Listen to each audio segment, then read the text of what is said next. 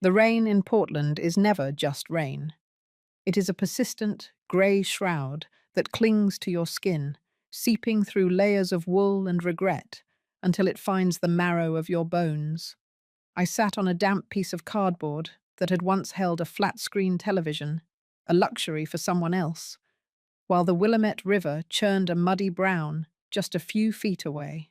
The underside of the Burnside Bridge is a cathedral of exhaust fumes and forgotten souls, where the roar of the city above sounds like the heartbeat of a beast that has already swallowed you whole. My feet, swollen and encased in shoes that had lost their tread 3 months ago, throbbed with a rhythm that matched the distant thud of tires on the expansion joints overhead. Every vibration felt like a hammer blow to my dignity. I closed my eyes, trying to summon the scent of cedar and old books from my house in West Hills, but all I could smell was the wet concrete and the sharp, metallic tang of poverty. It is a strange thing to be invisible in a city where you once taught 3 generations of children how to read. I felt like a ghost haunting my own life, a spectre of the woman who used to grade papers by a fireplace with a cup of Earl Grey tea. "Evelyn, is that really you?" The voice cracked the silence of my internal misery like a stone hitting glass. I didn't want to look up. To look up was to acknowledge the reflection in the eyes of the world, and I knew what I looked like now. I was a collection of greying hair, tattered coats, and the hollowed-out stare of a person who had seen the bottom of the abyss. But the voice was familiar, a ghost from a time when the world was warm and predictable. It was Clara. Clara, who used to bring me lemon bars every Tuesday when our husbands were still alive, and the only tragedy we knew was a late frost in the garden. I felt a surge of shame so violent it made my stomach churn. I wanted to disappear into the cracks of the bridge, to melt into the river and be carried out to the Pacific, where the salt could wash away the stain of my failure. I looked up slowly. Clara stood there, her umbrella a bright, mocking yellow against the gloom. She looked horrified. Her hand was pressed against her mouth, and I could see the way her eyes travelled over my stained collar, the dirt beneath my fingernails, and the pathetic pile of my remaining life stuffed into 2 plastic grocery bags. She looked at me as if I were a tragedy she had read about in the newspaper but never expected to touch. "Evelyn, my God, what happened? Why are you sitting here? Where is your house? Where is Julian?" Her questions were like arrows, each one finding a soft spot in my heart that I thought had already turned to stone. Julian, my son, the boy I had carried for 9 months and loved for 38 years, the man who had held my hand at his father's funeral and promised me that I would never have to worry about a thing. I tried to speak, but my throat was a desert of dust and unspoken truths. I cleared it, the sound harsh and ugly in the damp air. "He took it, Clara," I whispered, my voice sounding foreign to my own ears. "Julian took the house to take care of me. That is what he said. He said it was for my own good." The words felt like poison leaving my system, yet they left me feeling emptier than before. Clara stepped closer, oblivious to the mud splashing against her expensive leather boots. She reached out to touch my shoulder, but I flinched. I didn't want her pity. Pity is just a way for the comfortable to feel better about their own safety. I wanted my life back. I wanted the smell of the roses in my garden and the sound of my own key turning in the lock. I wanted to wake up in a bed that didn't smell like other people's desperation. "He took it." "What do you mean he took it?" "That house was yours, Evelyn. It was paid for. Robert worked 40 years to make sure you were set." He had papers, Clara. So many papers. And Ava. Ava was there with her cold, perfect smile, telling me that the taxes were too high, that the roof was failing, that I was becoming forgetful. They told me I didn't have to handle the burden anymore. They said they would move me into the guest suite, the one with the big window overlooking the valley. They said I would have the best doctors and someone to cook my meals. Julian knelt by my chair and took my hands, and I saw the little boy he used to be. I saw the child who cried when he scraped his knee, and I believed him. I believed him because a mother is programmed to believe that the heart she grew inside her own body cannot be hollow. I stopped, the memory of that evening rising up like a nauseating wave. The dining room table had been cleared, and the light from the chandelier had glinted off Julian's gold watch, a gift from me for his promotion. He had looked so successful, so capable. He had laid out the documents with the precision of a surgeon, his voice a soothing melody of concern and filial duty. "It's just a transfer for estate planning, Mom," he had told me, "to protect your assets from the state if you ever need long-term care. You'll stay right here, but on paper, I'll be the one responsible. It's the smart move. Don't you trust me?" Trust. It is a word that should be sacred between a mother and her child, but for Julian, it was a weapon. I had picked up the pen, my fingers trembling slightly. I remember the weight of the ink on the paper, the way the letters of my name looked so small and insignificant as I signed away 30 years of memories and the only security I had left. I had looked at Ava, and for a split second, the mask of the doting daughter-in-law had slipped. I saw the hunger in her eyes, a sharp, predatory glint that I had mistaken for excitement for our new living arrangement. "But you're here, Evelyn. You're under a bridge. How can you be here if they were taking care of you?" Clara's voice was rising now, attracting the attention of a few other men huddled under the concrete arches. I lowered my head, the humiliation of physical weight on my neck. "It started with the basement," I said, my words coming faster now, a floodgate breaking. "A few weeks after the papers were filed, Julian told me that they needed the guest suite for an office. Ava's career was taking off, he said. She needed a professional space. He told me the basement was cooler, better for my joints. He moved my bed down there, among the Christmas decorations and the cobwebs. He told me it was temporary. But then the locks changed, not all of them at first, just the front door. I would go out for a walk to the park, and I would come back to find the door bolted. I would have to wait for hours on the porch until they decided to let me in. They stopped inviting me to the table. Ava said my coughing annoyed her. She said I smelled like old age. Julian, he wouldn't even look at me. He would stare at his phone while his wife told me I was a guest in their home, and that guests should be seen and not heard.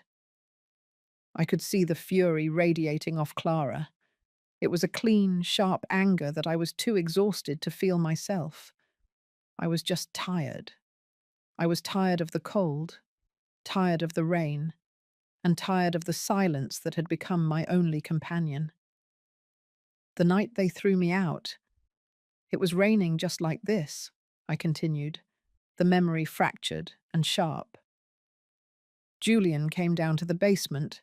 He didn't look at me. He just held a trash bag. He said they were selling the house.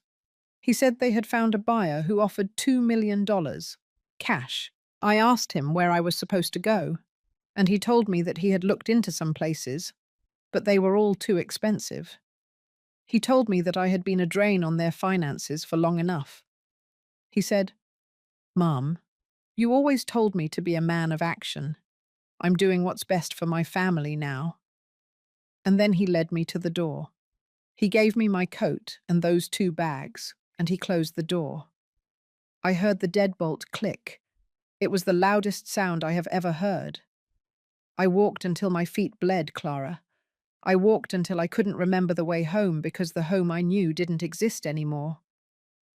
Clara was crying now, the tears mingling with the dampness of the air.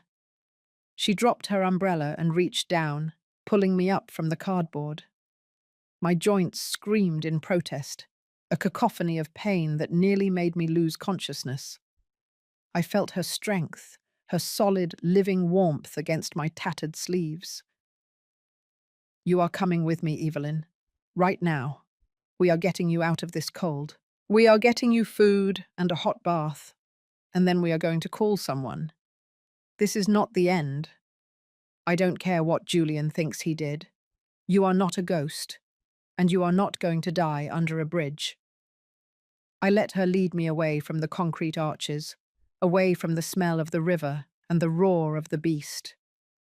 I looked back once at the piece of cardboard where I had spent the last 3 nights.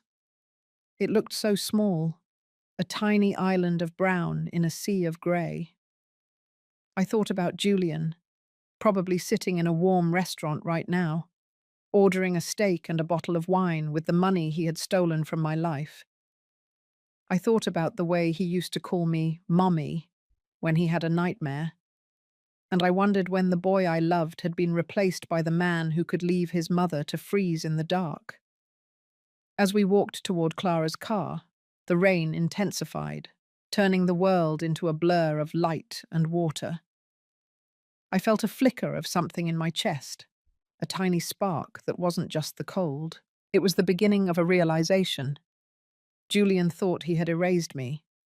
He thought that by taking my house, he had taken my existence.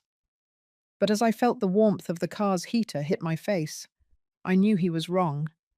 He had taken the bricks and the mortar, the cedar and the books. But he hadn't taken the truth. And the truth, I realized, was the only thing Julian couldn't sell for $2 million. "I have the audio, Clara," I whispered, as she pulled away from the curb, my hand clutched around the old smartphone I had hidden in the lining of my coat, the one Julian didn't know I still had. "I recorded the night he told me he was selling the house. I recorded it all." Clara looked at me, her eyes widening in the rearview mirror. For the first time in months, I didn't feel like a ghost. I felt like a woman who was about to haunt the people who thought they had buried her alive. The road ahead was long and dark, much like the Portland winter, but as the bridge disappeared into the mist behind us, I knew I was no longer sitting in the cold. I was moving toward a reckoning that Julian Miller could never have imagined when he closed that door on his mother.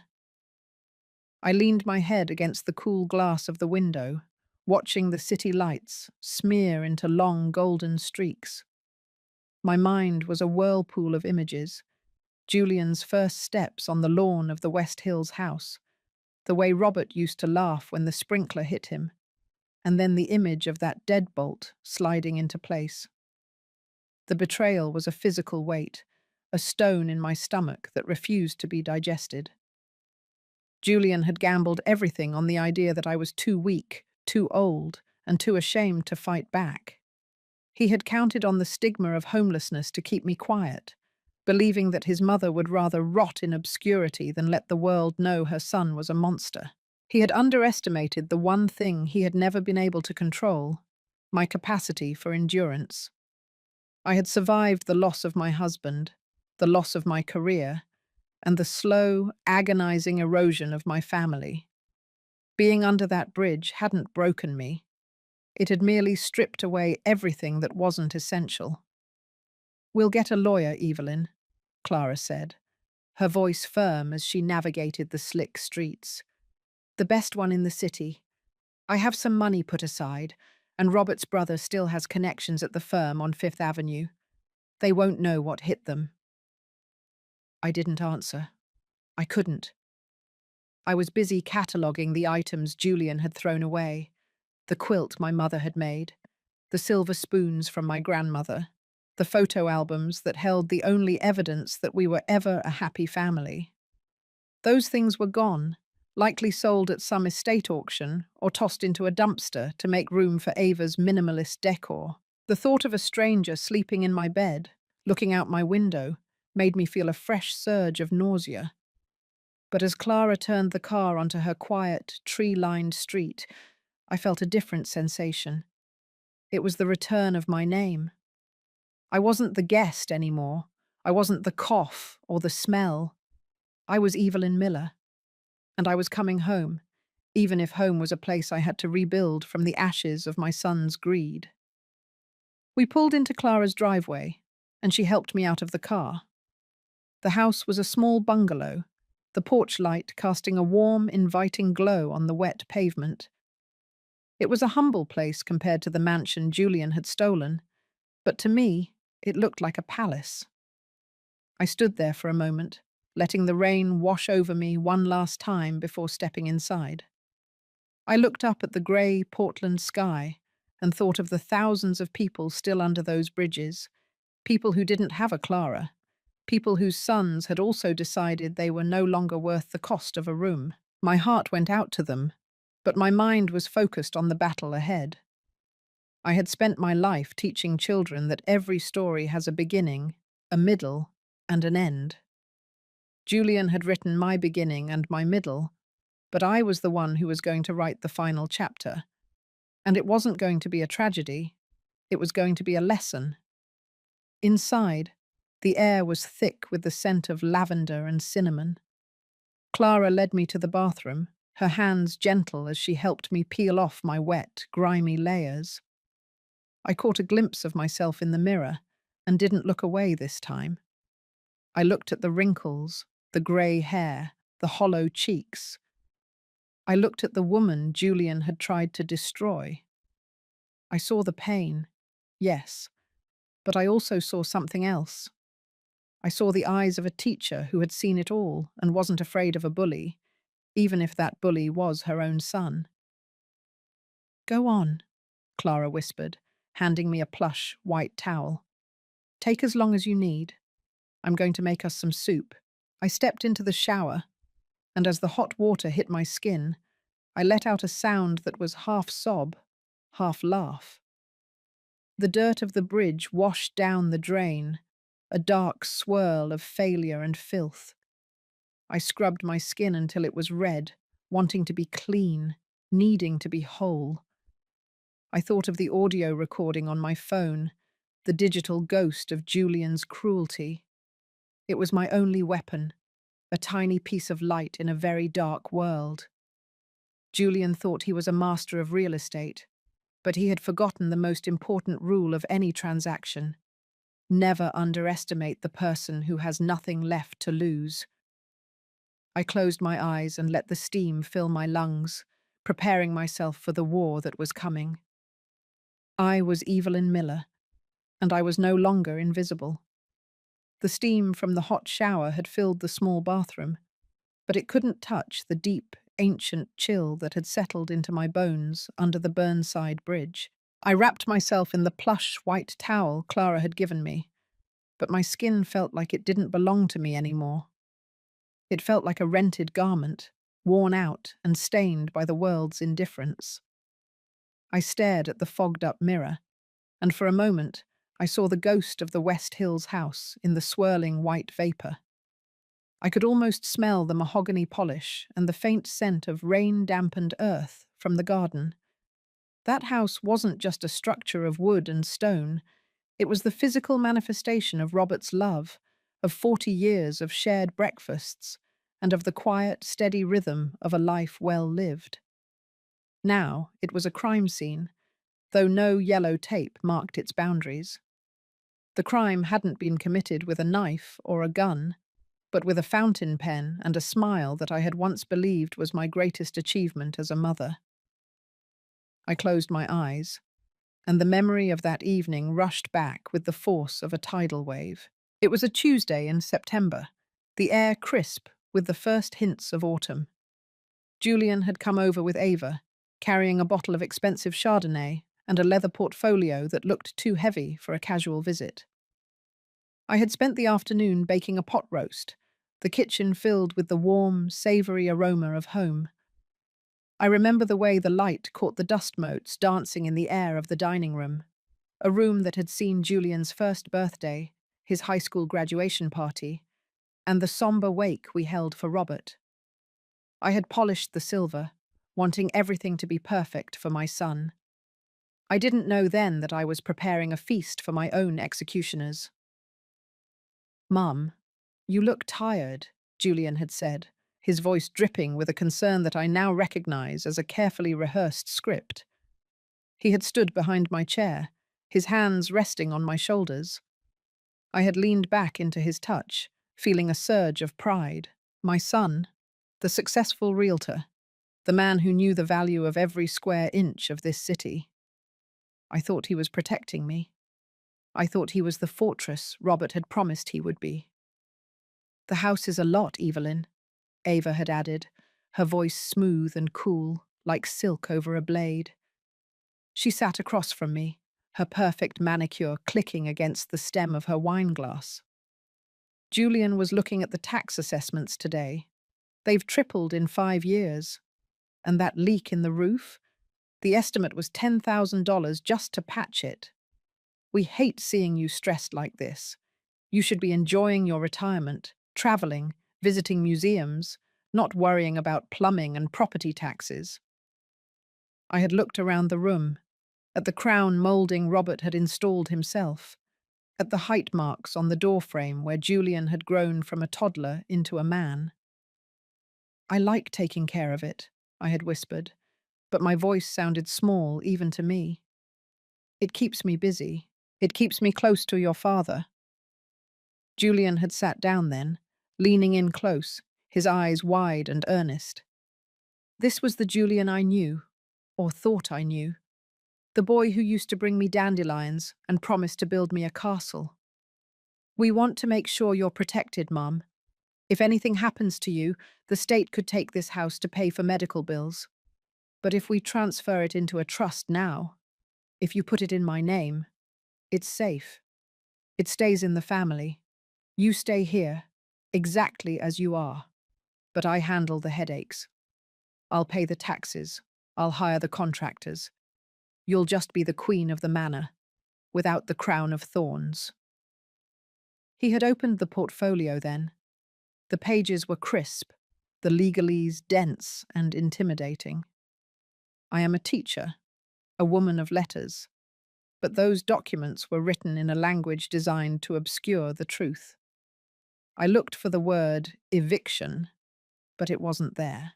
I looked for the word betrayal, but it was hidden behind terms like quitclaim deed and irrevocable trust.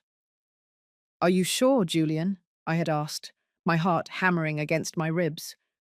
"Your father wanted me to have this house until the end." "Dad would want you to be safe, Mum," Julian had said, his voice dropping an octave, a note of gentle reproach creeping in. "Don't you trust me? I'm your son. I'm the only one you have left." That was the hook, the guilt, the silent accusation that my hesitation was a failure of motherly love. I felt a flush of shame. How could I doubt my own boy? How could I believe that the child I had nursed and nurtured would ever want me to suffer? I picked up the pen. I remember the weight of it, the cold gold of the barrel against my skin. I signed my name over and over. Every stroke of the pen felt like a thread being pulled from the tapestry of my life. I signed away the garden, I signed away the attic, I signed away the room where Robert had died. When I was finished, the ink looked black and final, like a line of ants marching away with my future. Ava had smiled then. It wasn't the smile of a doting daughter-in-law. It was the smile of a shark that had finally tasted blood. She had snapped the portfolio shut with a sound like a gunshot. "Well," she had said, her voice suddenly crisp and businesslike. "That's settled. Now, about that guest suite downstairs. We were thinking it would be much more efficient for your joints if we moved your primary living space to the garden level." The garden level. That was their name for the basement. The transition was a slow-motion car crash. It didn't happen overnight, but the erosion of my life was relentless. Within a month, my bedroom furniture had been moved into the basement, a cold, damp space that smelled of laundry detergent and old newspapers. Julian told me it was because they needed the upstairs room for an innovation lab for Ava's consulting business. I had stood in the doorway of my old room, watching men I didn't know carry out the vanity Robert had bought me for our 20th anniversary. They handled it like junk, scratching the wood against the doorframe. I wanted to scream, but the words died in my throat. I was a guest now, a guest in the house Robert had built for me. The meals were the next to go. At first, I was invited up for dinner, but the atmosphere was thick with a tension that made the food taste like ash. Ava would spend the entire hour talking about market trends and portfolio optimization, while Julian stared at his steak, refusing to catch my eye. Then came the evening Ava suggested that it might be easier if I had my meals in the basement. She said my presence made it difficult for them to discuss sensitive business matters. I remember sitting at the small card table Julian had set up for me next to the water heater. I had a bowl of canned soup and a piece of dry toast. Upstairs, I could hear the muffled sounds of laughter and the clinking of wine glasses. I could hear the life I had built continuing without me, as if I were already dead and buried beneath their feet. I felt like a ghost haunting my own kitchen. I would go up for a glass of water in the middle of the night, moving like a thief in the dark, terrified of waking the people who had stolen my world. Then the locks changed. I had gone for a walk to the rose garden, needing to touch something that still recognized me. When I returned, the key that had been in my pocket for 30 years wouldn't turn. I had stood on the porch for 3 hours, a light drizzle, my knuckles raw from knocking. When Julian finally opened the door, he didn't apologize. He looked at me with a mixture of annoyance and pity. "We had to upgrade the security, Mum," he said, his voice flat. "Ava's firm handles high-level data. We can't have the house open to just anyone. I forgot to get you a new key. Just stay in the garden level for now. I'll leave the side door unlocked." The side door was the door to the garage. It was the door they used for the trash. The humiliation was a poison that seeped into my soul. I stopped calling my friends. I stopped going to church. I couldn't bear the questions, the looks of sympathy, the inevitable, "How is Julian?" I was too ashamed to admit that my son had turned me into a prisoner in my own basement. I began to doubt my own mind. Ava would tell me I had left the stove on when I hadn't used it in days. She would claim I had lost my hearing, screaming at me until my ears rang, only to whisper to Julian that I was slipping. They were gaslighting me, dimming the lights of my reality, until I felt like I was disappearing into the shadows of the water heater. I remember one night, huddled under 3 blankets in the damp basement air, hearing Julian and Ava arguing upstairs. Their voices drifted through the floorboards, sharp and ugly. "We could get 2.5 if we sell now," Ava was saying. "The market is peaking. We could move to that condo in Pearl District. Think of the commute, Julian. Think of the lifestyle." "What about Mum?" Julian's voice was a low murmur, lacking the strength I had once admired. "There are facilities, Julian. Professional places. She needs more care than we can give her. Look at her. She's obsessed with that basement. It's not healthy. If we sell the house, we can pay for a decent place. Somewhere she'll be among people her own age." Facilities. A decent place. They were talking about me as if I were a piece of furniture they were planning to trade in for a newer model. I felt a cold, sharp clarity in that moment. Julian wasn't protecting my assets. He was liquidating my life. He had never intended for me to stay in the house. The trust, the guest suite, the care. It was all an elaborate lie designed to get me to sign the deed without a fight. I had been a pawn in a real estate transaction, and the game was almost over. I had reached for my old smartphone then, the one Robert had insisted I learn to use. I had tapped the voice memo icon. I didn't know why I was doing it, only that I needed to capture the sound of my own destruction. I had held the phone toward the ceiling, capturing the muffled sounds of their greed. I don't know, Ava, Julian had sighed. She won't go quietly. She loves this place. She doesn't have a choice, Julian, Ava had snapped. The house is in your name. You can do whatever you want with it. Now sign the listing agreement. We have a viewing on Friday. I had sat there in the dark, the phone clutched in my hand, listening to the scratch of a pen on paper. I knew that sound. It was the sound of a heart breaking. It was the sound of a mother realizing that the person she had loved most in the world was a stranger. I didn't cry. I was beyond tears. I was in a place of cold, hard stone. I realized then that I wasn't just losing a house. I was losing the Julian I had raised. I was realizing that the boy who used to bring me dandelions was dead, and in his place was a man who could calculate the value of his mother's misery in dollars and cents. The shower water had turned cold long ago, but I stood there, the memories burning hot in my mind. I looked at the white towel, the borrowed clothes, the small, safe space of Clara's bathroom. I thought about the ink on those papers, the ink that had felt like blood. Julian thought he was a master of the deal, but he had forgotten one thing. He had forgotten that a teacher always knows when a student is lying. He had forgotten that a mother's love is a powerful thing, but a mother's rage is a force of nature. I stepped out of the shower, my skin tingling. Julian had taken the house. He had taken the silver and the mahogany, but he hadn't taken the recording. He hadn't taken the truth. And as I looked at my reflection in the cleared mirror, I knew that the ink of betrayal was about to be washed away by the tide of my reckoning. I dried myself slowly, my movements deliberate. Every ache in my joints felt like a call to arms. I thought about the way Julian had knelt by my chair, the way he had looked me in the eye, and lied with the ease of a man who had sold his soul long ago.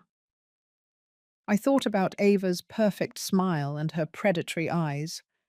They thought they had buried me in the basement, but they had only planted a seed. Julian Miller had no idea that the woman he had discarded like trash was about to become the storm that would tear his perfect life apart. I reached for the clothes Clara had left for me, a simple grey sweater and a pair of trousers. They were clean. They were mine. And as I pulled them on, I felt the first real stirrings of a power I hadn't felt in years. Julian had the house, but I had the story. And in this world, the story is the only thing that truly lasts. I walked out of the bathroom, the steam following me like a ghost. Clara was in the kitchen, the sound of a spoon clinking against a bowl, a comforting domestic rhythm. I sat at the table, and she pushed a bowl of thick, golden squash soup toward me. I took a spoonful, the warmth spreading through my chest. It was the first time in months I didn't feel like I was eating stolen bread. "I remember everything, Clara," I said, my voice steady. "Every word, every lie, every stroke of the pen. He didn't just take my house. He tried to take my dignity, but he failed." Clara sat across from me, her eyes filled with a fierce, unwavering loyalty. "He failed the moment he left you under that bridge, Evelyn. He failed the moment he decided that money was more important than a mother's heart. Now tell me about the lawyer. Tell me what we need to do to take back what he stole." I looked at the window, at the Portland rain streaking the glass. Somewhere out there, Julian and Ava were celebrating their $2 million deal. They were probably looking at condos in the Pearl, drinking champagne, and laughing about the old woman they had finally outsmarted. They thought they had won. They thought the ink of betrayal was permanent. But as I took another sip of the warm soup, I knew they were wrong. The story was just beginning, and Julian Miller was about to find out that a mother's memory is the longest and most unforgiving thing in the world. The basement was not just a room, it was a grave for a living woman. In the West Hills house, the basement had once been a place of life, a workshop where Robert built birdhouses and I kept the fabric for my quilts. Now, it was a damp concrete box that smelled of mildew and the slow, agonizing death of my self-respect. I would sit for hours on the edge of the twin bed they had moved down there, listening to the life above me. The ceiling was thin, or perhaps my hearing had become hypersensitized by the silence of my own isolation. I could hear the sharp, rhythmic click of Ava's designer heels on the hardwood floors, a sound that felt like it was stepping directly onto my chest. I could hear the low, indistinguishable murmur of Julian's voice, a voice that had once asked me to read him bedtime stories and now wouldn't even say good morning. I had become a ghost in my own kitchen, a phantom that moved through the house only when the masters were away or asleep. I learned to recognize the sound of the garage door closing, a signal that I could safely ascend the stairs to find a glass of water or a piece of fruit without being told I was an eyesore. Why did I stay so long in that darkness? Why did I allow myself to be shunted aside like a broken chair? The answer is a mother's curse. I stayed because I was waiting for my son to come back. Not the man Julian had become, but the boy who used to hide his face in my skirt when he was afraid. I was waiting for a miracle that Julian's greed had already strangled in its sleep. The gaslighting was a slow poison. It didn't happen all at once. It was a comment here, a sigh there. Ava would leave a burner on the stove and then scream down the basement stairs. "Evelyn, you're going to burn us all down. You're losing it, you know that. You're a danger to this family." I would climb the stairs, my knees clicking, to find the stove glowing red and Ava standing there with her arms crossed, her eyes cold and triumphant. I knew I hadn't touched the stove. I hadn't been upstairs in 6 hours. But Julian would just look at me with a mixture of disgust and rehearsed pity, shaking his head as if I were a tragedy he was tired of watching. "Maybe Ava is right, Mum. Maybe we need to look into more restrictive options. You're becoming a liability." A liability. That was the word he used for the woman who had worked 2 jobs to pay for his college tuition. I wanted to scream, to throw the copper pots Robert had bought me across the room, to demand my name back. But the suppression was too great. I felt like I was underwater, my voice muffled by the weight of their combined contempt. I would just nod and retreat back to the basement, back to the shadows where ghosts belong. One evening I found a box of Robert's things in the hallway next to the trash. It was his old tackle box, the one he had used every summer at Crater Lake. I knelt on the floor, my fingers tracing the worn plastic, the memories of the smell of fish and pine needles washing over me like a phantom limb.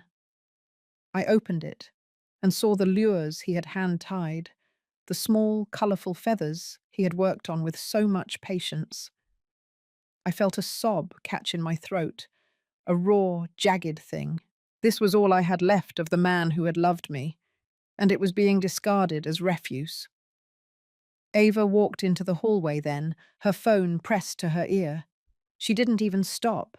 She just nudged the box with her toe, pushing it further toward the door.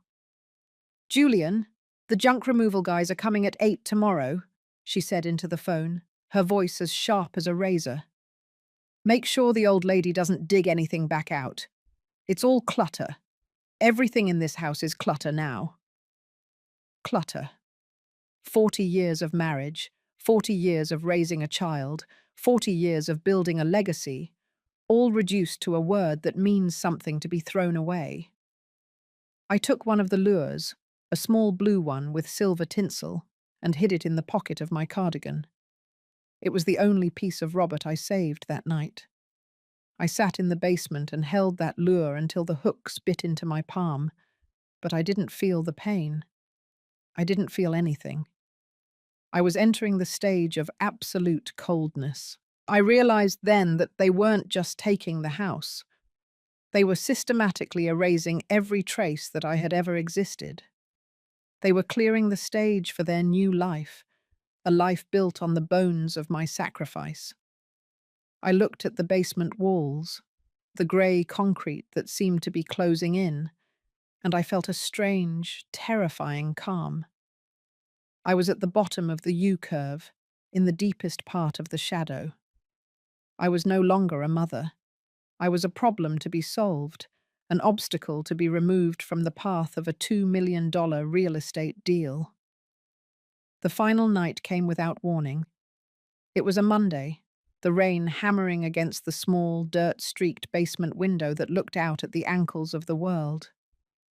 I was heating a tin of tomato soup on a hot plate Julian had given me because Ava didn't want me contaminating her professional kitchen anymore. The air was thick with the smell of damp earth and cheap soup. I heard the footsteps above, heavier than usual. Then, the basement door opened. Julian didn't come down the stairs. He stood at the top, silhouetted against the bright, warm light of the hallway I was no longer allowed to walk in. He was holding two black plastic trash bags. He looked like a man taking out the garbage, and in a way, that is exactly what he was doing. "Mom," he said, his voice flat, devoid of the melody he used when he was selling houses to strangers.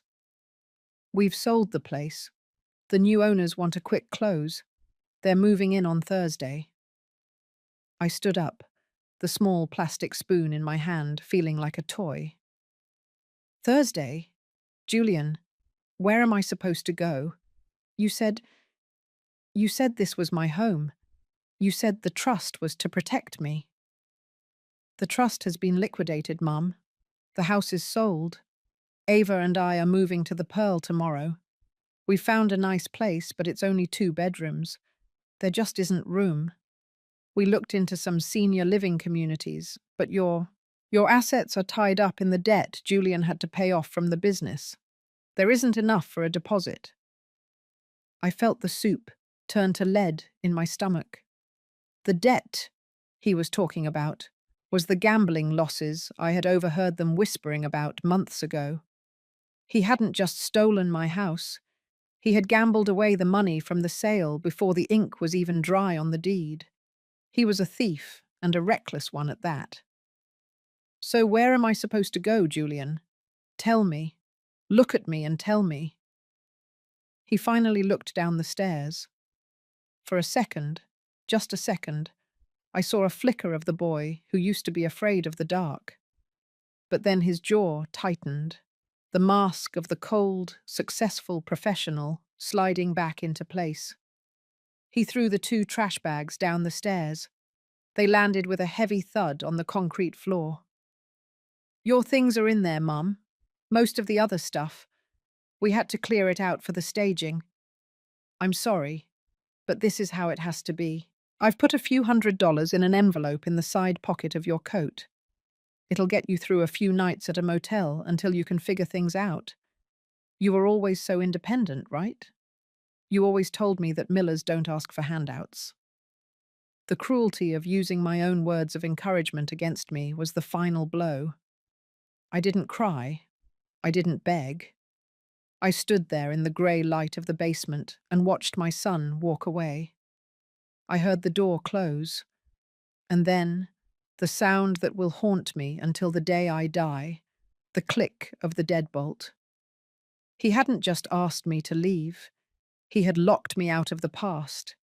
He had locked me out of the only place I had ever felt safe. I picked up the bags. They were light. They contained a few changes of clothes, some old sweaters, and the photo album I had managed to hide under my mattress. Everything else, the silver, the quilts, the letters Robert had sent me from the naval base, was gone. I walked out through the garage door, the smell of exhaust fumes and rain greeting me like a cold slap. I didn't look back at the West Hills house. I couldn't.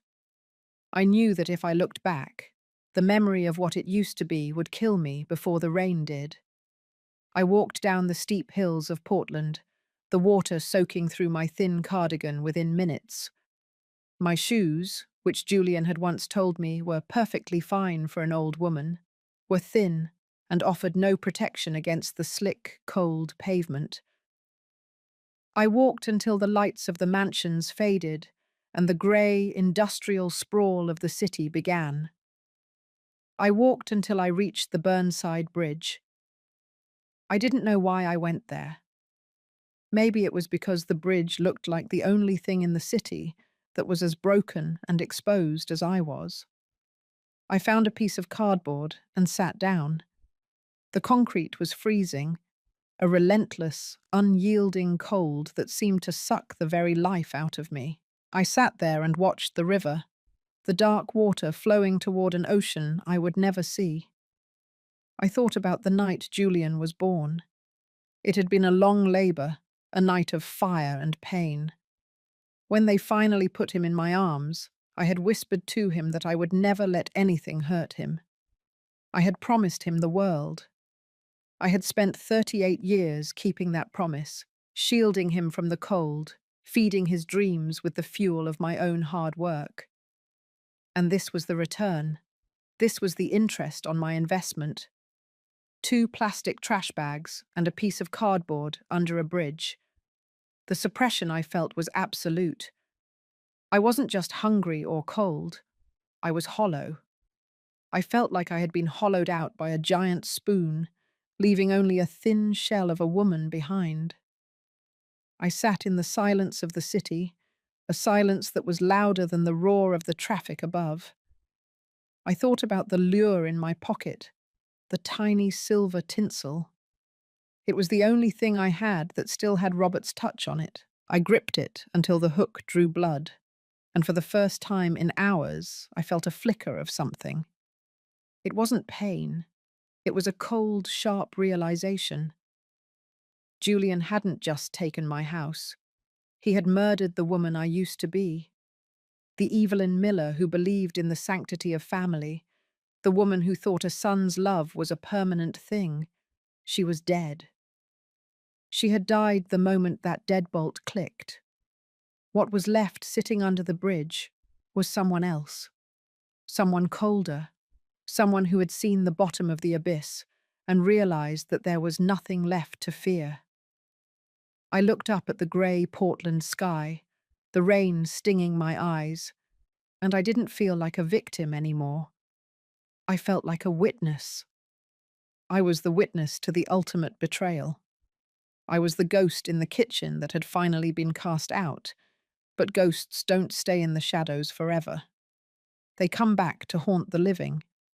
They come back to demand an accounting. The night deepened, the cold turning into a sharp, biting wind that whipped under the bridge. I huddled closer to the concrete pillar, the trash bags tucked around me like a pathetic shield. I thought about the envelope in my coat pocket. A few $100s. Julian's mercy. It was the price of his conscience, a cheap payment to buy his own sleep.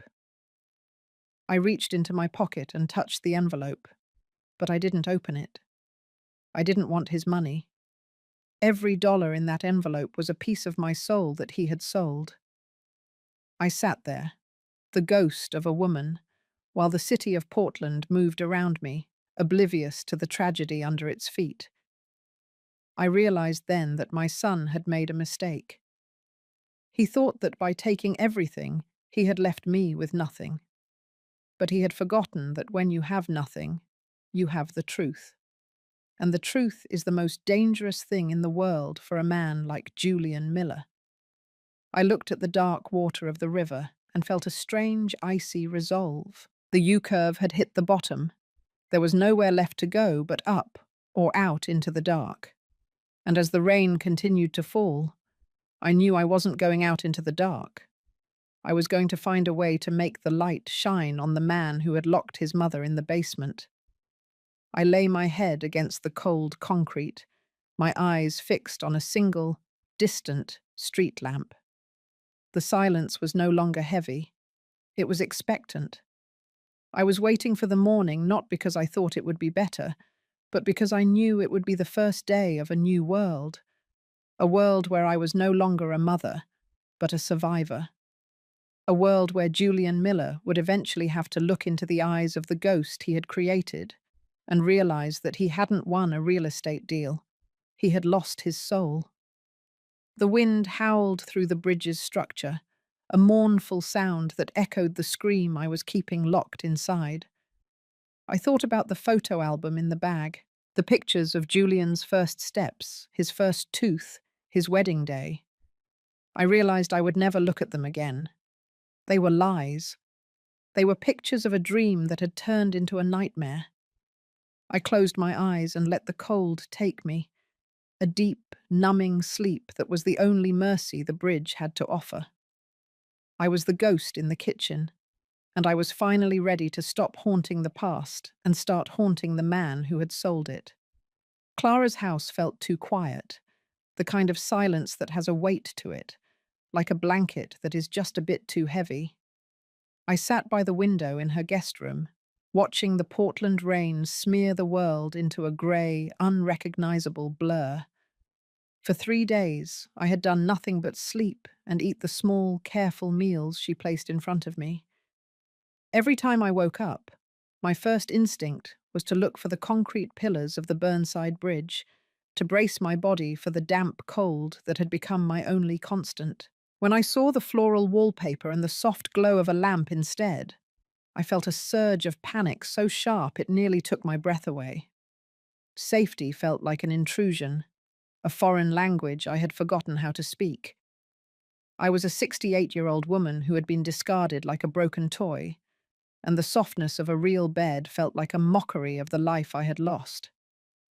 I kept expecting Julian to walk through the door, his face twisted in that rehearsed pity, telling me that I was a burden and that I didn't deserve to be in the light. But the door stayed closed, and the only sound was the steady, rhythmic ticking of a grandfather clock in the hallway. Clara entered the room with 2 mugs of coffee, the steam rising in lazy curls. She didn't ask me how I was feeling. She knew the answer was written in the hollows of my cheeks and the way I flinched at every sudden movement. She sat in the armchair opposite me, her face a mask of quiet determination. We had spent decades together, raising our children and tending our gardens, but the woman sitting in front of her now was someone else. I was a survivor of a war that had taken place in my own living room. I looked at the coffee, the dark liquid reflecting my own tired eyes, and I felt a flicker of the Evelyn I used to be. The teacher who didn't let bullies win, the wife who had stood by Robert through every storm. That woman was buried under layers of shame, but she wasn't dead. I called him, Evelyn, Clara said, her voice low but steady. I called Daniel Vance. He's a lawyer who specializes in elder financial exploitation. He's young, but he's hungry, and he's the best person I know for this. He's coming over this afternoon. The word exploitation hit me like a physical blow. It was a cold, clinical word for something that felt like a knife in the back. I wanted to tell her that it was a mistake, that Julian was just confused, that Ava had poisoned his mind. But then I remembered the deadbolt. I remembered the black trash bags landing on the basement floor. I remembered the $2 million. My son had sold his mother's soul for a condo in the Pearl District, and there was no way to dress that up as a misunderstanding. I took a sip of the coffee, the heat burning my throat, and I nodded. I have the phone, Clara, I whispered. My hand went instinctively to the pocket of the grey sweater she had lent me. I pulled out the old smartphone, the one Julian had forgotten I had. It was a small piece of plastic and glass, but it held the only truth left in the world. I recorded the night he told me they were selling the house. I recorded Ava telling him that I was a liability. I recorded him saying that they had liquidated the trust for his gambling debts. I pressed play, and the room was suddenly filled with the sound of my own destruction. The muffled voices from above the basement ceiling were sharp and clear. I heard Ava's voice, like a blade of ice, talking about market peaks and portfolio optimization. I heard Julian's heavy sigh, the sound of a man who had already decided that his mother was less valuable than a real estate commission. When the recording reached the part where Julian told me that he had used the money for his business debts, Clara's grip on her mug tightened until her knuckles were white. The silence that followed the recording was even heavier than before. "He gambled away your life, Evelyn," Clara said, her voice trembling with a fury she was trying to contain. "He didn't just take the house. He took your security and threw it into a hole of his own making. He and that woman are monsters." I looked out at the rain. I thought about the night Julian was born, the way he had gripped my finger with his tiny, perfect hand. I had spent 38 years protecting him, shielding him from every cold wind, and in the end, he had been the one to push me out into the storm. It was a betrayal that went beyond money. It was a violation of the most basic law of nature. A mother protects her child, and a child honors his mother. Julian had broken that law, and in doing so, he had forfeited the right to call me Mum. Daniel Vance arrived at 3 o'clock. He was a tall, lean man with sharp eyes and a way of listening that made you feel like you were the only person in the world. He didn't look at me with pity. He looked at me with the focused intensity of a surgeon preparing for a difficult operation. I laid everything out on the table: the quitclaim deed I had signed under duress, the slow slide into the basement, the changing of the locks, and finally the recording. He listened to the audio twice, his pen flying across a legal pad. "This is not just a civil matter, Mrs. Miller," Daniel said, his voice calm but filled with a dangerous edge. "This is elder abuse, fraudulent inducement. The way they isolated you and manipulated your trust is a textbook case. And the gambling, if he used funds that were supposed to be held in a trust for your care to pay off personal debts, that is a crime. Julian thought he was being clever, but he's left a trail of crumbs that lead right to the Pearl District." "Can we get it back, Daniel?" I asked, my voice finally finding its strength. "Can we take back the house?" Daniel leaned back, his eyes fixed on mine. "The house has been sold to a third party, and that complicates things. But we can sue for the full value of the property, $2 million. We can go after Julian's personal assets, his commissions, and whatever he bought with your money. We can also file for a temporary restraining order and an emergency freeze on his bank accounts. If we act fast, we can stop him from spending another dime of your legacy." Legacy. It was a word that Robert used to talk about. He wanted us to have something to leave behind, something that said we were here and that we mattered. Julian had taken that legacy and turned it into a bet. I felt a cold, sharp clarity settling over me. I wasn't just a victim anymore. I was a plaintiff. I was an advocate. I was a woman who was done being invisible. "I don't want the money just for the sake of the money, Daniel," I said, my words coming out clear and unwavering. "I want him to have to look at what he did.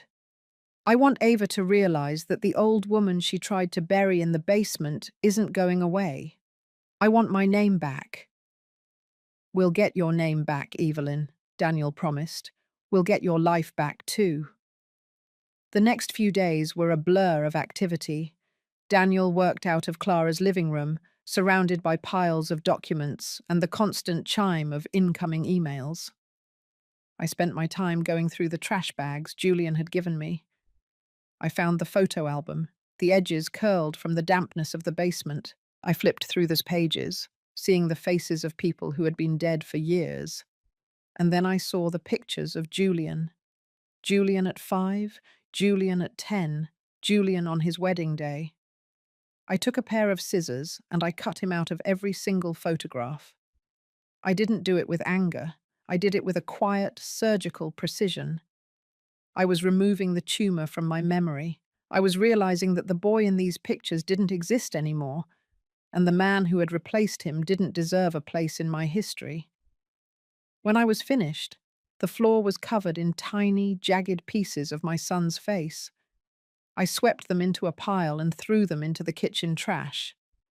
It was the most liberating thing I had done in years. Clara watched me from the doorway, her eyes filled with a mixture of sadness and pride. She knew what it cost me to do that. She knew that every snip of the scissors was a piece of my heart being cut away. But she also knew that I was healing. The U-curve of my emotion was finally starting to tilt upward. I was moving from the despair of the bridge to the cold, hard resolve of the battle. Daniel came in then, his face illuminated by the blue light of his laptop. I found it, Evelyn. I found the paper trail. Julian didn't just pay off his own debts. He moved $900,000 into an offshore account in Ava's name 3 days before the house was sold. They were planning to disappear. They have tickets to Cabo for next Friday. They thought they could leave you under the bridge and fly off into the sunset with your money. $900,000. The numbers were so large they felt abstract, like a distance between stars. But the intent was clear. It was a premeditated disappearance. It was a final, absolute abandonment. "They won't be going to Cabo, Daniel," I said, my voice as cold as the Portland River. "Not if I have anything to say about it." "They won't," Daniel agreed. "I've already filed for an emergency injunction. A judge is reviewing the file as we speak. By tomorrow morning, Julian's world is going to start shrinking. He thinks he's a master of the deal, but he forgot that the most important part of any contract is the fine print. And in the state of Oregon, the law protects the vulnerable from the greedy." I sat at the table and looked at the rain. It was still falling, a relentless, grey veil over the city. I thought about the thousands of people who were still out there, under the bridges, in the doorways, in the shelters. I thought about the mothers whose sons had also decided they were no longer worth the cost. I felt a surge of responsibility, a weight that wasn't heavy, but solid. I wasn't just fighting for myself.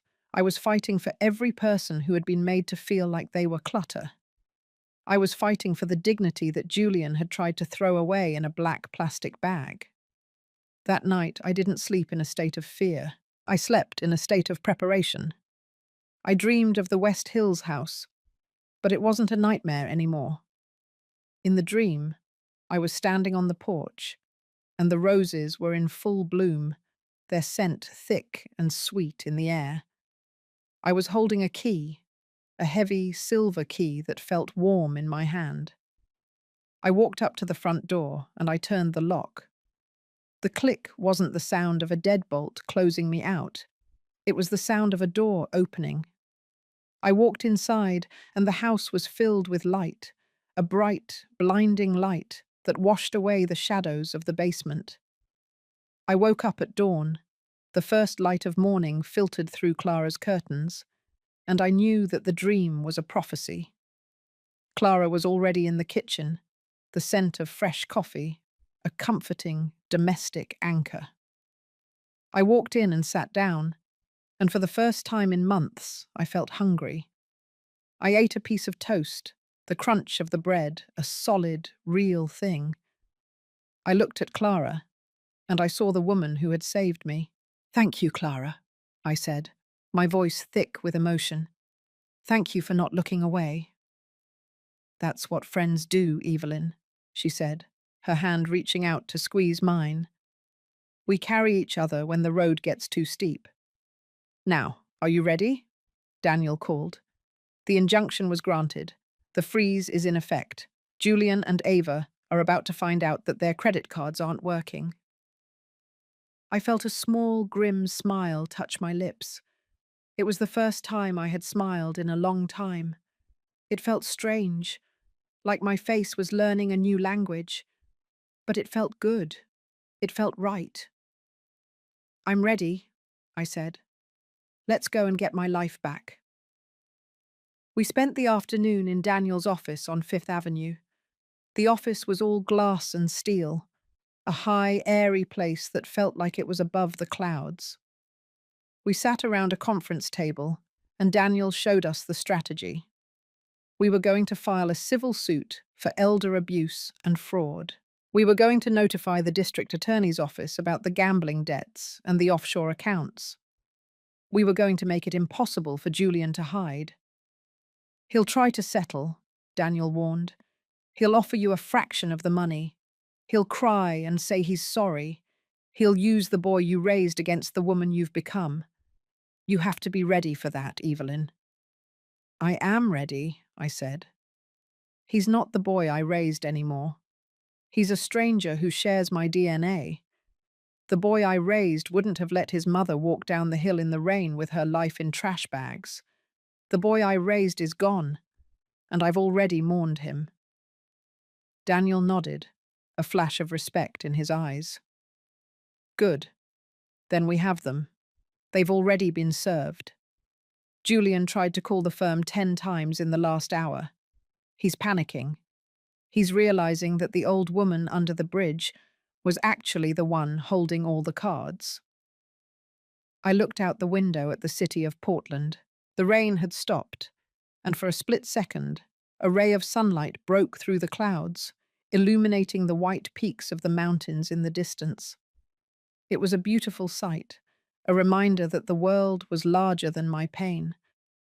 I felt the tiny spark in my chest grow into a steady, warm flame. I was Evelyn Miller, and I was no longer a ghost. I was a force to be reckoned with. Julian had taken my house, but he had given me something much more powerful. He had given me the truth. And with Daniel at my side and Clara at my back, I was going to use that truth to burn his perfect stolen life to the ground. The U-curve was rising, and the reckoning was finally within my reach. I took a deep breath, the air in the high office feeling fresh and clean. The path ahead was still long, and there would be more battles to fight, more memories to process. But as I looked at the legal documents spread out before me, I didn't see papers. I saw the tools of my reconstruction. I was rebuilding my home, not with bricks and mortar, but with justice and self-respect. And as the sun finally set over the Willamette River, casting a long golden light over the city, I knew that the bridge was behind me. I was on the other side now, and I was never going back to the dark. I was moving toward the light, and this time, I was the one holding the key. The tires of Daniel's sleek black sedan crunched over the gravel driveway of the West Hills house, with a sound that felt like bone grinding against bone.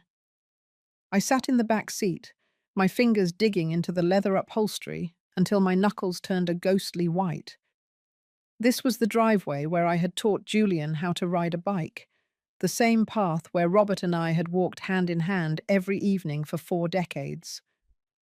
Now the house stood before me like an imposing stranger, its familiar Victorian gables looking sharp and jagged against the grey Portland sky. The front porch, where I had spent countless summer afternoons reading, was now cluttered with sleek, modern outdoor furniture that looked cold and inhospitable. I felt a surge of nausea so strong I had to close my eyes for a moment, breathing in the scent of the car's lavender air freshener to drown out the phantom smell of the basement mildew. I was no longer the broken woman under the Burnside Bridge. I was the ghost returning to the scene of the crime, and I had brought the storm with me. Daniel stepped out first, adjusting his suit jacket with a chillingly calm precision. Clara sat beside me, her hand resting firmly on my forearm. She didn't say a word, but her presence was a solid anchor in the churning sea of my anxiety. We walked toward the front door, my front door, and for a split second, I reached into my pocket for my keys before remembering that the locks had been changed, my history erased by a locksmith's bill. Daniel didn't knock.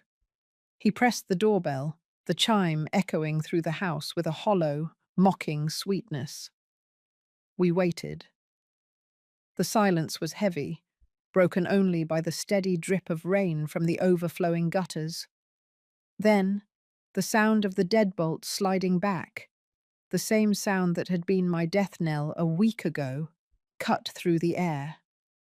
Julian opened the door. He was wearing an expensive cashmere sweater and holding a glass of wine, the picture of a man who had successfully traded his mother for a lifestyle. When his eyes met mine, the glass slipped slightly in his hand, a drop of dark red liquid splashing onto the pristine hardwood floor like a drop of blood. He looked older, the stress of his lies carving deep, jagged lines around his mouth.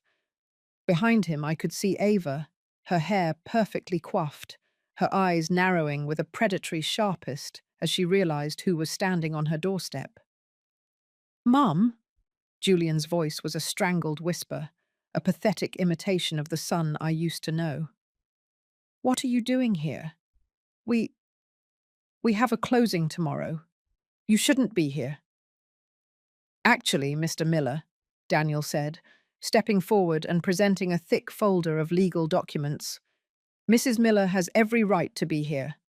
I am Daniel Vance, counsel for Evelyn Miller. We are here to serve you with a temporary restraining order and a notice of emergency freeze on all your domestic and international assets.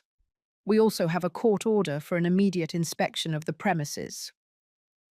Julian stumbled back, the wineglass finally shattering against the floor. The sound of breaking glass felt like the first note of a symphony. Ava rushed forward, her face a mask of calculated fury. "This is private property. You can't just barge in here with some cheap lawyer and make threats. Evelyn is mentally unstable.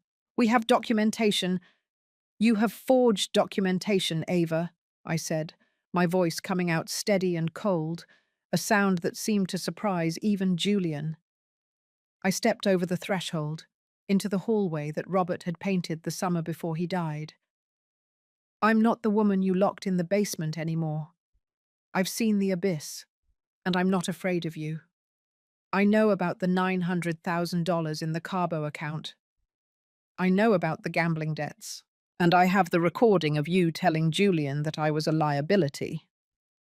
The silence that followed was absolute. Julian looked as if he had been struck. He turned to Ava, his eyes wide and pleading, looking for a lie that would save him. But Ava was staring at me, her mask finally crumbling to reveal the hollow, desperate woman beneath. She looked at the legal papers in Daniel's hand as if they were a death warrant. "The recording?" Julian whispered, his face turning a sickly shade of grey. "Every word, Julian," I said, walking past him into the living room. It was stripped of its warmth. My rugs were gone, replaced by grey, industrial-looking wool. My books had been cleared from the shelves, replaced by empty decorative vases. It felt like a stage set, a hollow imitation of a home. I turned to face him, the son I had loved with every fibre of my being. "You told me you were taking care of me. You knelt by my chair and told me Robert would want me to be safe. And then you sold the roof over my head to pay for a poker game. You threw my life into trash bags and locked the door." "Mum, the business was failing. I was going to lose everything," Julian started, the excuses falling from his lips like spoiled fruit. "I thought if I could just get enough for a deposit on a place for you, somewhere professional." "Don't!" I snapped. The word was a whip. "Don't you dare lie to me again. You didn't care about a deposit. You were moving $900,000 to Mexico while I was sitting on a piece of cardboard under a bridge. You didn't care if I lived or died, as long as the check cleared. You aren't a man of action, Julian. You're a coward who hides behind his mother's signature." Daniel began to move through the house, his camera clicking as he documented the removal of Robert's personal property. Each flash of the camera felt like a small explosion of truth. Ava tried to block his path, her voice rising into a shrill, hysterical pitch. "This is a mistake. Julian, do something. Call the police. Tell them she's trespassing." "Please, call them," Daniel said, without looking up from his camera. "I'd be happy to explain to the Portland Police Department how you moved stolen assets into an offshore account 24 hours after an illegal eviction. I'm sure they'd love to hear about the fraudulent quitclaim deed." Julian sank into one of the sleek, modern chairs, his head in his hands. He looked small.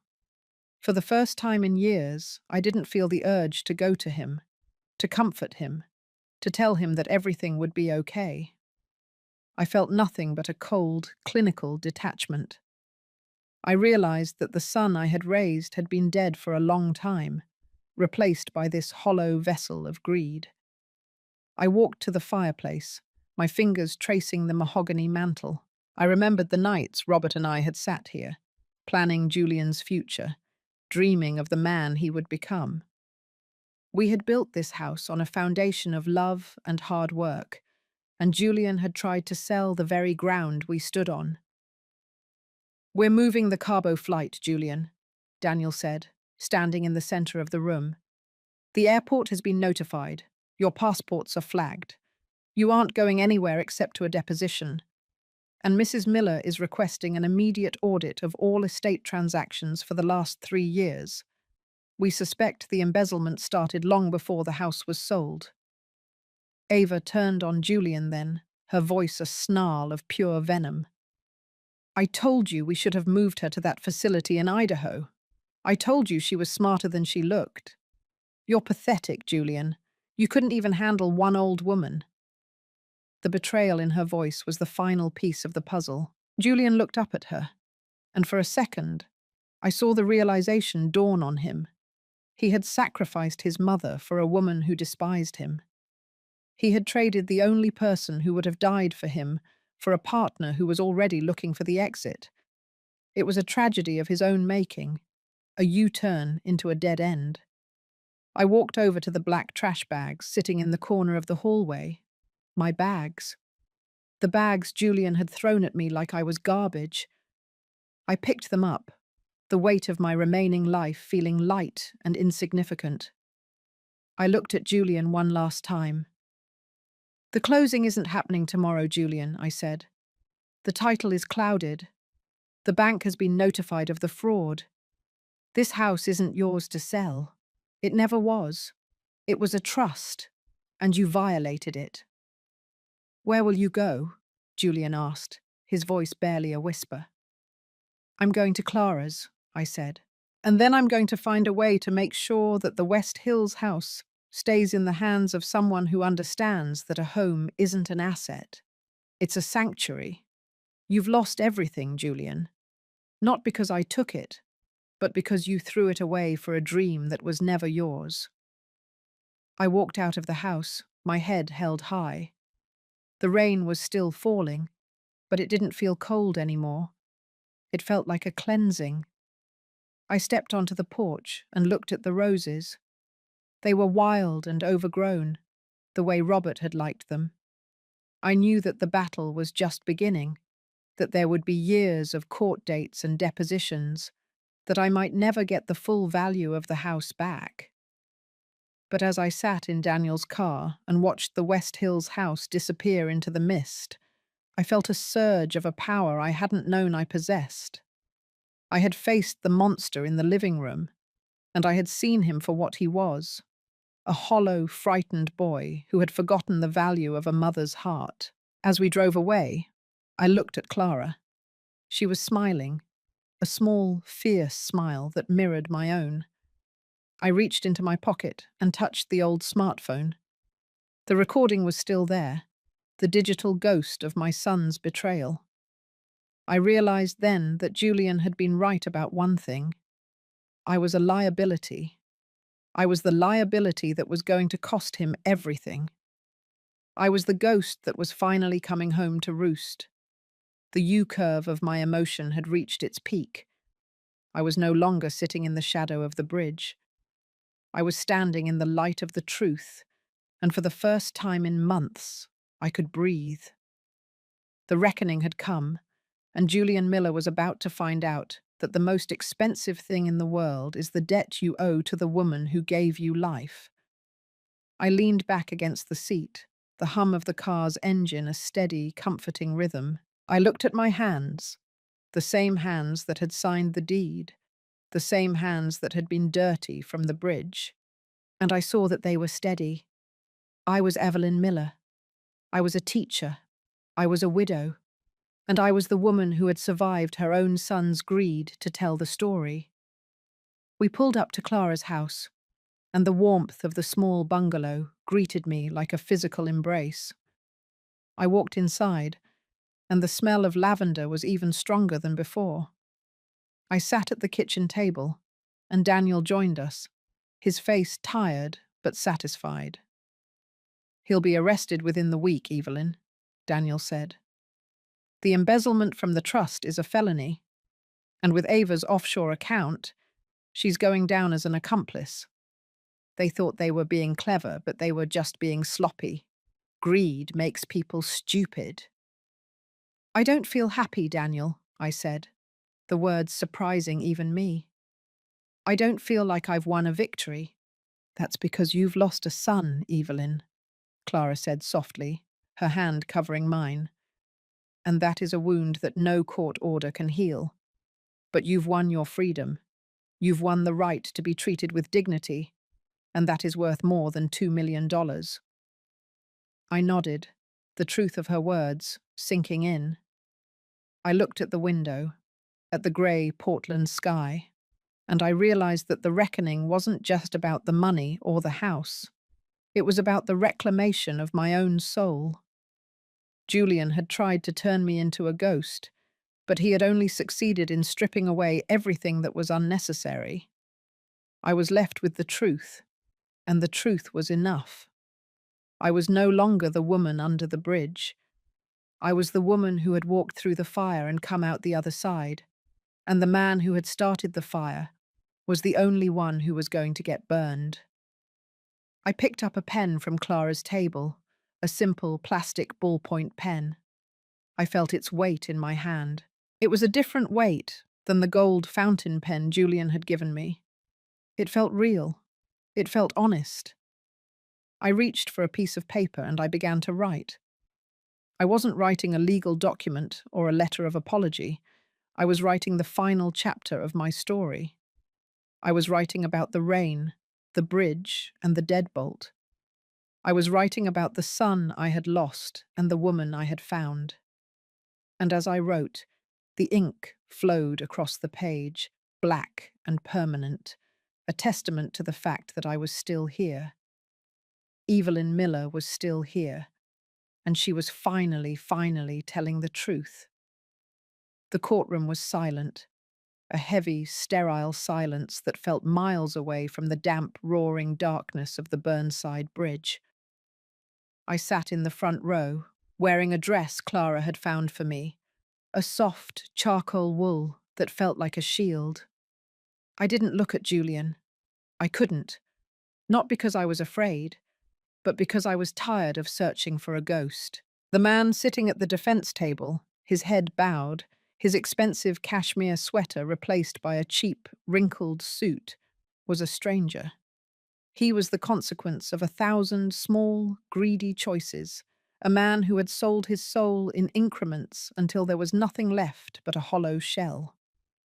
Ava sat beside him, her perfect mask finally shattered. She looked small, her eyes darting around the room like a trapped animal, realizing that the offshore accounts and the $2 million dream had evaporated under the cold, hard light of the law. Daniel stood beside me, his presence a steady, silent reassurance. He had spent months untangling the web of lies Julian had spun, and today the final thread was being pulled. The judge's voice was a low, rhythmic drone as he read the sentencing. Embezzlement, elder financial exploitation, fraudulent inducement. The words sounded like a foreign language, a clinical way of describing the night Julian had locked me out in the rain. I listened to the sentence: 5 years for Julian, a suspended sentence, and heavy restitution for Ava, and I felt nothing. No surge of triumph, no warmth of revenge, just a profound, echoing hollowness. I realized then that justice is not a cure for a broken heart. It is simply an accounting. It is a way for the world to say that what happened was wrong, but it cannot put the silver spoons back in the drawer or the love back in the sun. Julian looked up as the bailiff approached him with the handcuffs. For a split second, our eyes met. I looked for the boy who used to bring me dandelions. I looked for the child who cried when he scraped his knee.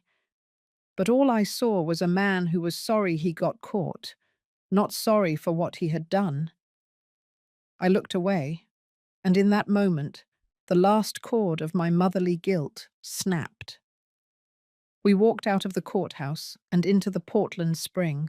The air was crisp, the scent of cherry blossoms, thick and sweet, a sharp contrast to the metallic tang of the bridge.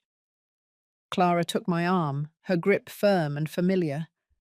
We didn't talk about the trial. We didn't talk about Julian. We talked about the garden. We talked about the new hybrid roses she wanted to plant and the way the sunlight hit the Willamette River in the late afternoon. I felt light, as if I were made of glass and feathers. The weight of the West Hills house, the weight of the silver and the mahogany, the weight of 38 years of being Julian's mother, it was all gone. I was just Evelyn. I was a woman who was 68 years old and had absolutely nothing to her name, and for the first time in my life, I felt completely, terrifyingly free. We drove back to West Hills one last time. The house had been returned to me by court order, the fraudulent deed annulled, the third-party sale blocked by the cloud on the title. I stood on the sidewalk and looked at the Victorian gables, the overgrown roses, the porch where Robert and I had planned a future that never arrived. It was mine again, every brick, every window, every memory. But as I stood there, I realized something that made my heart stop. I didn't want it. The house was tainted. It was filled with the echoes of Ava's designer heels and the smell of Julian's Chardonnay. It was the place where my son had turned me into a ghost, and I didn't want to live among the shadows of my own destruction. The West Hills house wasn't a sanctuary anymore. It was a monument to a betrayal that I was finally ready to leave behind. "I'm going to sell it, Clara," I said, the words surprising even me. Clara looked at me, her eyes wide with shock. "Sell it? Evelyn, this is your home. Robert worked his whole life for this." "Robert worked so I would be safe, Clara. He didn't work so I would be a prisoner of the past. This house, it's a burden. It's too big for one woman and 1,000 ghosts. I want to move. I want a small place, maybe near the park, with a window that lets in the morning sun. I want a kitchen where I can cook what I want, when I want. I want to start over." The decision felt like a physical release, a long, deep exhale after holding my breath for months. I walked into the house, moving through the rooms that Daniel's team had cleared of the minimalist clutter Ava had installed. I walked into the basement, the concrete cold and silent. I stood where my bed had been, next to the water heater, and I felt a strange sense of gratitude for that darkness. It was in the basement that I had discovered the truth. It was in the basement that I had realized that I was stronger than the man I had raised. I walked out of the basement and closed the door, and this time I didn't listen for the click of the deadbolt. I was the one holding the key. The sale of the house was quick. In the booming Portland market, a West Hills Victorian is a prize, and within a week I had an offer that would ensure I never had to worry about a deposit again. I used the money to buy a small cottage in northeast Portland, a place with a wide front porch and a patch of dirt where I could plant my own roses. It was a humble place, but it was mine. No quitclaim deeds, no trusts, no innovation labs, just four walls and a roof that belonged to me and no one else. Clara helped me move the few things I had left: the photo album with the jagged edges, the silver tinsel lure from Robert's tackle box, and a few boxes of books. We spent the afternoon painting the living room a soft, warm cream, the colour of a fresh start. I sat on my new porch that evening, watching the sunset paint the sky in hues of violet and gold. The rain had stopped, and the air was still. I thought about the bridge. I thought about the man on the cardboard and the roar of the city above. I realized then that my son had tried to steal my life, but he had only succeeded in stripping away the things that didn't matter. He had taken the bricks and the mortar, but he had left the soul. I thought about Julian in his cell, and I felt a flicker of a different kind of pain. It wasn't the pain of betrayal anymore. It was the pain of a teacher who had failed to teach her most important student the value of a heart. I forgave him then. Not for his sake. He hadn't asked for it, and he likely never would, but for mine. Forgiveness is not a gift you give to the person who hurt you. It is the key you use to unlock your own cage. I forgave him so that I wouldn't have to carry him with me anymore. I forgave him so that I could be Evelyn Miller again. The silence of my new home was different. It wasn't the heavy, expectant silence of the basement. It was a light, airy silence, a silence that felt like a conversation with myself. I began to write. I sat at the small wooden table in my sun-drenched kitchen, and I wrote the story of the bridge. I wrote about the cold concrete and the yellow umbrella. I wrote about the son who became a stranger and the friend who became a sister. I wrote for the people who were still under the bridge, the people who were still invisible, the people who thought that their story had already ended. I realized that my voice was the only thing Julian hadn't been able to liquidate, and I was going to use it until every ghost in Portland was heard. One afternoon, a few months after the trial, I received a letter from Julian. It was written on prison stationery, the ink smeared and the handwriting shaky. I held it for a long time, the paper feeling heavy in my hand. I thought about opening it. I thought about reading his excuses, his pleas for money, his hollow apologies. But then I looked at the roses in my garden, blooming red and vibrant in the spring sun. I thought about the way the light hit my kitchen table and the sound of my own footsteps on the hardwood floor. I didn't need to read the letter. I already knew the ending of his story, and it wasn't part of mine anymore. I walked to the fireplace and I dropped the letter into the small, warm flame. I watched the paper curl and turn to ash, the words disappearing into the heat. It was the final reckoning, the final release. I am Evelyn Miller. I am 70 years old, and I am a survivor. I have lost a house and a son, but I have found a life. I spend my days in the garden, my hands in the dirt, tending to the things that grow. I spend my evenings with Clara, sharing stories and lemon bars on the porch. Sometimes, when the rain falls, I think about the Burnside Bridge. I think about the woman on the cardboard and the way the water felt like a shroud. I don't look back with fear. I look back with the knowledge that the darkness is only a tunnel, and if you keep walking, you will eventually find the light. Julian thought he was taking care of me by taking everything I had. He was right, in a way he could never understand. He took away the life I thought I needed so that I could find the life I was meant to have. The U-curve had reached its end, and I was standing on the peak, looking out at a world that was wide and bright and full of a beauty that no real estate deal could ever touch. I closed my eyes and breathed in the scent of the damp earth and the blooming roses. The silence was no longer a grave, it was a song. I thought about the little blue lure in my pocket, and I smiled. Robert would have liked this house. He would have liked the way the light hits the floor, and the way the roses grow wild against the fence. He would have liked the woman I had become, a woman who didn't need a mansion to feel like a queen, a woman who knew that the only thing you truly own is the truth of your own story. I stood up and walked into my kitchen, the sound of my own shoes a steady, confident rhythm. I turned on the light, and the room was filled with a warm, golden glow. I was Evelyn Miller, and I was finally, truly home. The most agonizing part of surviving a betrayal by your own flesh and blood is the heavy, suffocating blanket of self-blame that threatens to pull you under.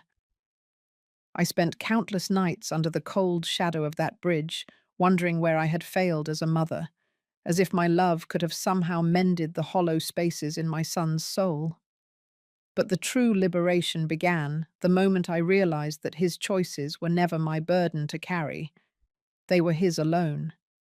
Forgiving myself was the hardest battle I ever fought, but it was the only one that mattered. Today, as I watch the sunset, I finally understand that light doesn't just return after a trauma. It is something you build, one brave breath at a time, until the darkness simply has no room left to stay.